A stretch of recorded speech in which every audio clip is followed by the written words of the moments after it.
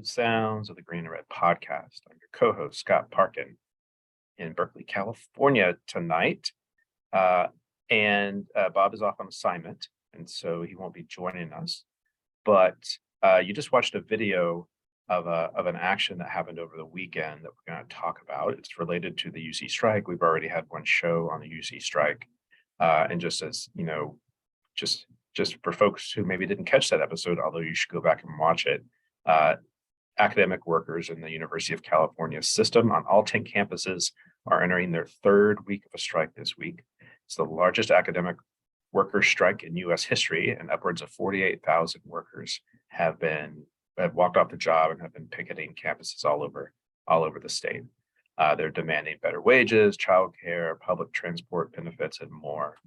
And then what we're going to talk about is a sort of a group independent of the union and the union leadership. A group of strikers took action at the UC Berkeley, UCLA football game. And so to discuss this, I'm joined by Adrian Wilson. Adrian, welcome to the Green and Red podcast. Thank you, Scott. Before we kick off and start talking about action, why don't you tell us a little bit about who you are in the context of the strike? So yeah, I'm a seventh year PhD student at UC Berkeley in anthropology and sociocultural anthropology. And I also did my undergrad at Berkeley. And so Berkeley is near and dear to my heart, the university. I have been working on the strike. I was abroad doing field work in East Africa last year. And so I've only been involved since September, since I've gotten back, but I've really dove into work on the strike. I'm a strike captain, and I've been sort of working on the strike in a lot of different capacities since then. And you know, there's a lot of different people have different motivations for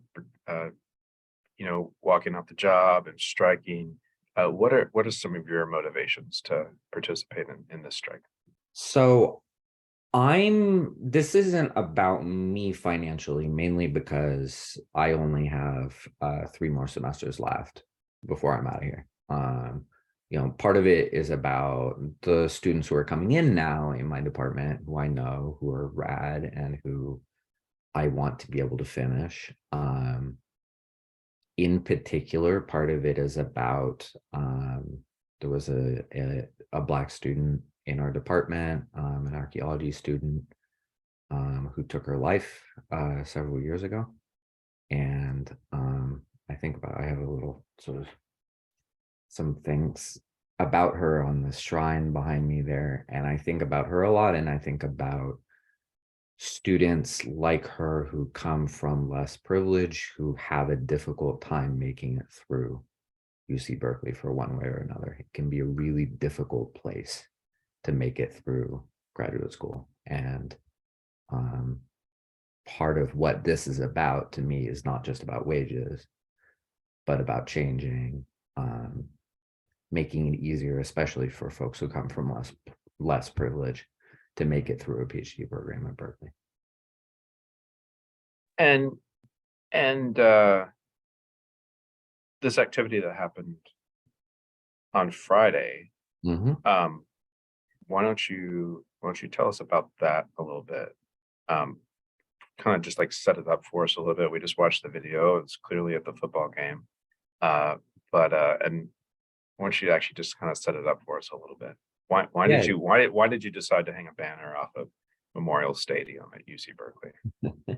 So part of it was that we knew it was something that would get under the administration's skin.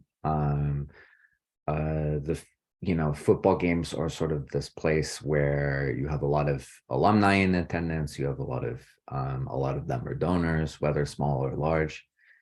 And so the game was televised. It was nationally televised because UCLA is a nationally ranked team. And so we knew that it would be something that, it's a space that you see that the administration really cares about. Also, we wanted to, communicate our message with alumni and students who were at the game, and also just the general public who would be watching on Fox. And just also give something to our members to fire them up. So that's why we did it. As far as what we did, we hung this banner calling out the union for not really negotiating with us. You mean calling out the university, not the union?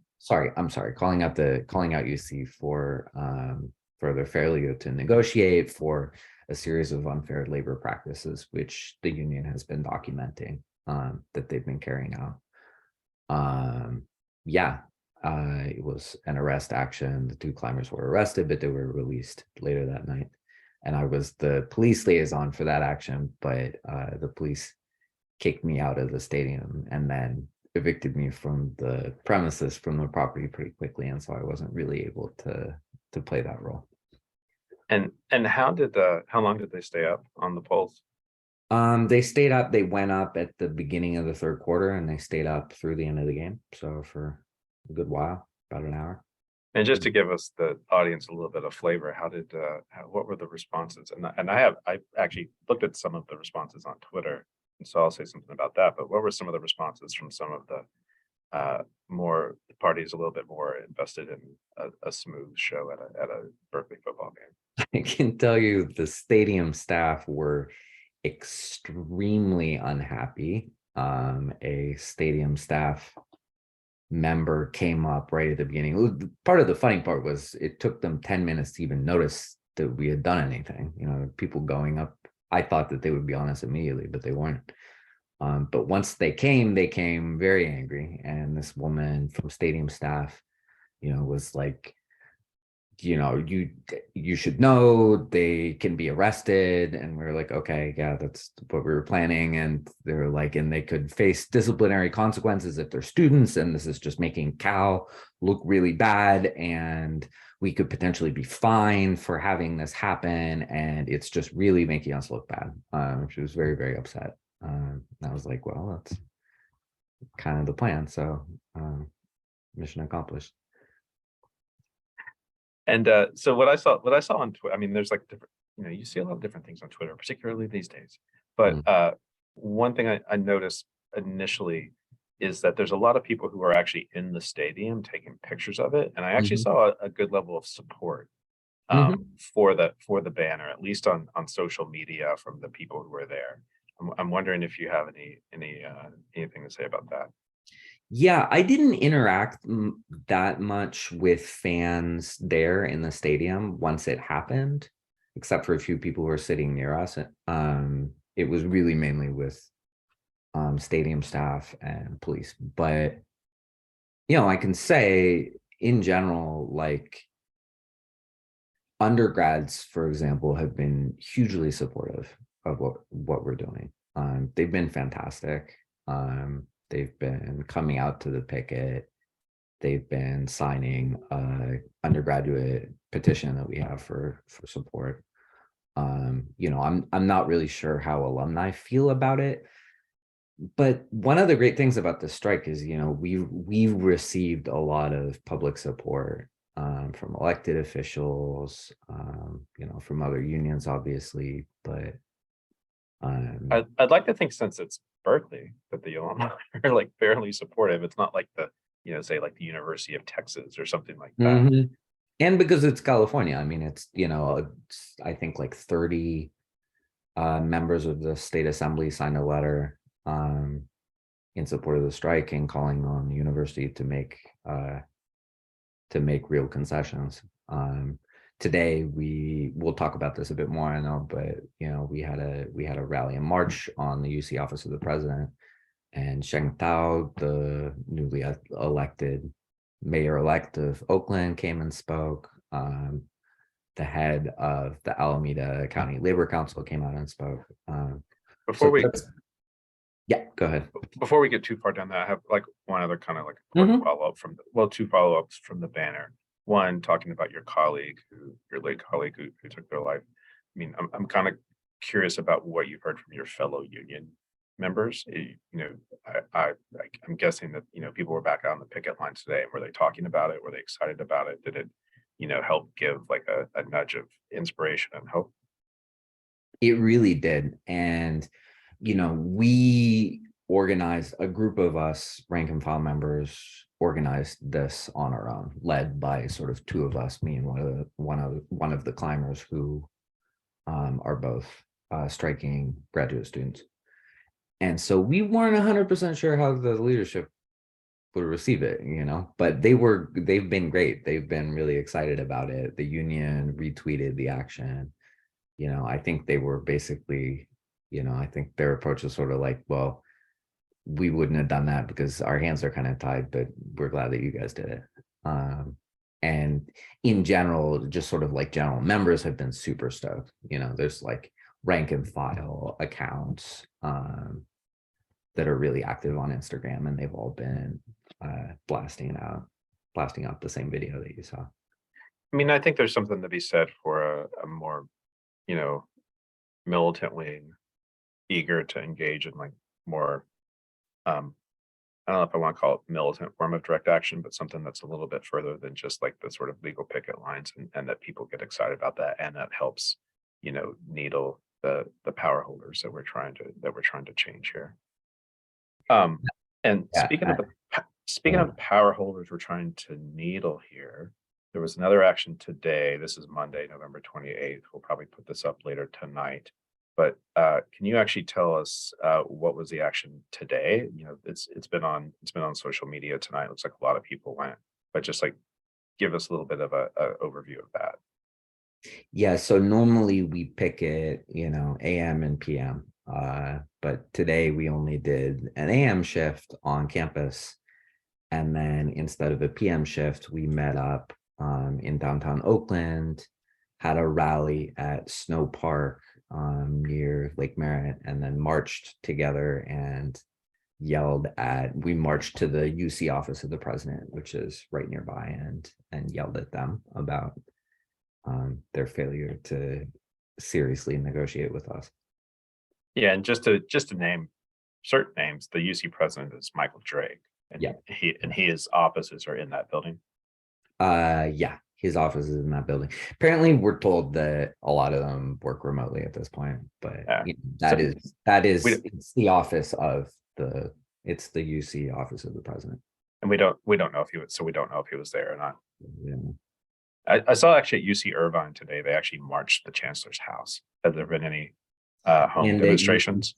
Also at UC San Diego today, a group of striking student workers were walking by the faculty lounge and saw the chancellor eating in there, and they weren't able to go inside because the faculty lounge is a very exclusive space. But when he left, they followed him and chanted and asked him what he was doing to support striking student workers, and accompanying him back to his office. And so that was pretty cool. How many people were out at the rally today in downtown Oakland? I believe it was 1,500. Excellent. Mhm. Excellent. Yeah. And then my other question for you is, how long, as a rank and file member and as a strike captain, but not in leadership or on the bargaining team or anything, what is your expectation of how long the strike will last? That is the big question. I think UC is obviously, it's interesting because I think UC obviously wants it to end soon, and yet they've been really failing to negotiate, especially with, there's part of the issue is there's four different bargaining units that they're bargaining with. And so especially the graduate student ones, the graduate student instructors and graduate student researchers, those two units, they have just really not negotiated meaningfully at all. And part of that's around pay. I read that at least graduate student. Yeah. I think with the postdocs, and especially with like the labs, folks at UCSF, they're willing to, potentially willing to meet or at least make really meaningful pay increases. But with the graduate student instructors and the graduate student researchers, they are just intransigent. They're just really not willing. And the graduate student instructors only make $24,000 a year. I actually make 22.4 right now. And that is that you carry a huge amount of work for faculty. We teach, so this semester, for example, I was teaching a class in economics, econometrics, which is a very important class for economics majors. And the professor teaches the lecture, but we teach discussion sections, which really is where most of the real pedagogy happens. And we do all the grading. We do office hours to meet with students to answer their questions. And the professor as lecturer has office hours too, but it's really, the professor is just focused on the lecture. And so really like the pedagogy is coming from the grad students. And is there a number that union is asking for graduate student instructors to be paid? We are asking for $54K. Okay, excellent. Okay, Adrian, it's been good talking to you. Is there anything else you think we need to know about the strike? Yeah, I would say that, I see this as part of something bigger, that this is about our pay, but it's obviously not just about that. That's part of why I brought up my friend at the beginning. Tajma, may she rest in peace. This is also about conditions of work. This is also about sort of broader inequality. It's about universities' broad use of part-time contingent faculty in teaching a huge amount, doing a huge amount of the actual teaching labor. So it's, there's been a very pyramid structure in academia for a very long time, and it's been getting worse and worse. And I see this as a start of pushing back against that and trying to roll it back. Yeah, it's interesting because there's, something that we've done more than a few shows on is sort of new energy in the labor movement too. And so like most what catches many headlines is going to be the Starbucks organizing campaign and the Amazon campaign. But the largest academic worker strike in U.S. history, and I believe it's the largest strike in the U.S. since 2019. I think I read. It's pretty huge, and like we're politics as usual is fucked and will be fucked forever indefinitely. But like this sort of new organizing energy in labor and lots of other movements, I think is an important thing to be paying attention to, which is why we talk about it on the Green and Red podcast. Adrian, thanks for talking. Folks, you've been listening to Adrian Wilson, strike captain with UAW 2865. 2865. I get my numbers mixed up sometimes, talking about the strike and talking about a action that happened over the weekend at the Cal-UCLA game. If you like what you hear, and check us out on Facebook, Instagram, and Twitter. If you're watching this on YouTube, hit that subscribe button. And if you like us a lot, check us out at greenredpodcast.org and hit support, or go to our Patreon page and become a patron at greenredpodcast.com/greenredpodcast. And we'll talk to you later. Everyone go out there and misbehave, because that's all we got at this point.